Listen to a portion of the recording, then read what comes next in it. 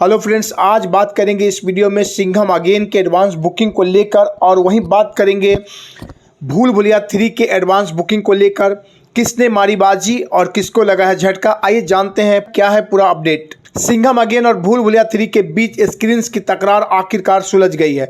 साल 2024 के इस सबसे बड़े बॉक्स ऑफिस क्लैश के लिए एडवांस बुकिंग बुधवार सुबह से पूरी तरह शुरू हो चुकी है। दोनों फिल्में दिवाली के मौके पर शुक्रवार 1 नवंबर को रिलीज हो रही है।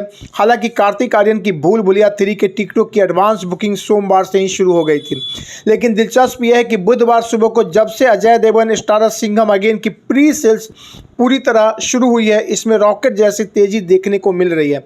संभव है कि रिलीज से पहले एडवांस बुकिंग में सिंघम अगेन इस रेस में तगड़ी बाजी मार ले। दिवाली जैसे बड़े मौके को दोनों फिल्म के निर्माता भुनाना चाहते हैं, इसलिए दोनों के बीच स्क्रीन काउंट की खींचतान लंबी चली। इस वजह से एडवांस बुकिंग भी देरी से शुरू हुई, लेकिन अब जब बुकिंग शुरू पूरी तरह से हो गई है तो ऐसा लग रहा है कि ओपनिंग डे पर दोनों फिल्में देश में कम से कम 60 से 70 करोड़ रुपए का कुल कारोबार करने वाली है। भूल भुलैया 3 की pre sales booking Singham again से एक दिन पहले सोमवार को ही शुरू हो गई थी। रिपोर्ट के मुताबिक बुधवार 30 अक्टूबर को दोपहर 12 बजे तक इस हॉरर कॉमेडी के 92,433 टिकटों की बिक्री हो चुकी है। देश भर में 5,363 शोज के लिए प्री सेल से इसने अब तक 2.73 करोड़ रुपए की कमाई कर ली और फिलहाल रेस में काफ़ी आगे है। दूसरी ओर सिंघम अगेन के एडवांस बुकिंग ने बुधवार को जो रफ्तार पकड़ी वो चौंकाने वाली है।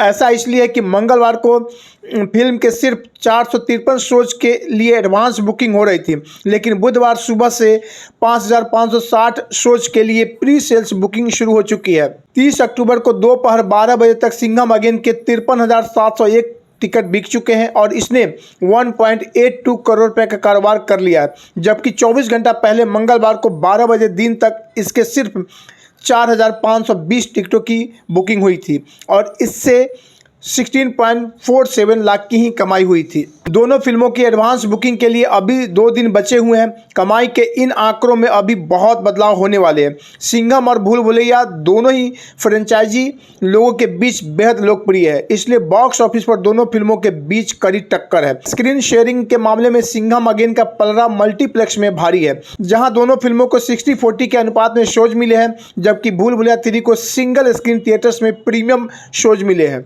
यहाँ समझने वाली एक बात यह भी है कि रोहित शेट्टी के डायरेक्शन में बनी सिंघम अगेन का बजट 400 करोड़ रुपया, जबकि अनीश बाजमी के डायरेक्शन में बनी भूल भुलैया 3 का बजट 150 करोड़ रुपया। ऐसे में हिट, सुपरहिट और ब्लॉकबस्टर बनने के लिए सिंघम 3 को ज़्यादा जोर लगाना होगा। इसमें कोई दो राय नहीं कि पहले वीकेंड तक दोनों फिल्में त्यौहार के उत्साह और स्क्रीन की संख्या के हिसाब से तगड़ी कमाई कर लेगी, लेकिन उसके बाद पूरा मामला कंटेंट और दर्शकों की रुचि पर निर्भर करेगा। सिंघम अगेन को महाराष्ट्र सर्किट में खूब फायदा मिलेगा। इस फ्रेंचाइज और रोहित शेट्टी की फिल्मों ने वहां हमेशा से अच्छा परफॉर्म किया है।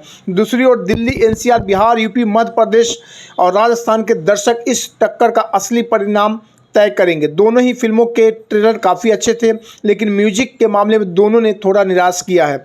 बाजार के जानकार ये मानकर चल रहे हैं कि दोनों फिल्में मिलकर पहले वीकेंड में कम से कम 200 करोड़ रुपए का नेट कलेक्शन करने वाले हैं। यदि ऐसा होता है तो शुक्रवार से रविवार तक पहले 3 दिनों में ये अब तक का सबसे बड़ा वीकेंड होगा। इससे पहले पिछले साल एनिमल और सैम बहादुर ने पहले वीकेंड में 190 करोड़ रुपए की कमाई की थी। बहरहाल एडवांस बुकिंग के ट्रेड, फिल्मों को लेकर बाजार में हलचल और फ्रेंचाइजी की पिछली फिल्मों के हिसाब से ओपनिंग डे पर सिंघम अगेन 35 से 40 करोड़ रुपए का नेट कलेक्शन कर सकती है, जबकि भूल भुलैया का 25 से 30 करोड़ रुपए का कारोबार करने की उम्मीद है।